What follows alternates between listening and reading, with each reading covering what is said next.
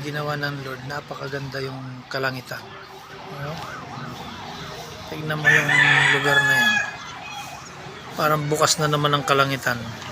Ang ganda dito sa pwesto namin.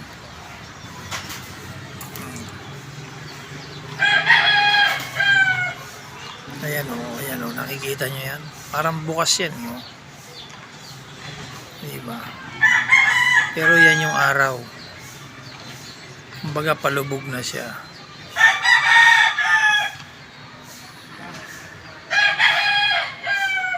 Nakikita nyo yan. Minsan ang ganda talaga ng tanawin dito. Kamangha-mangha.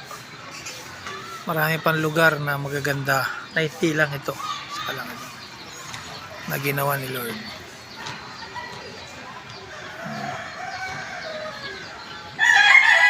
Napakaganda ang tanawin.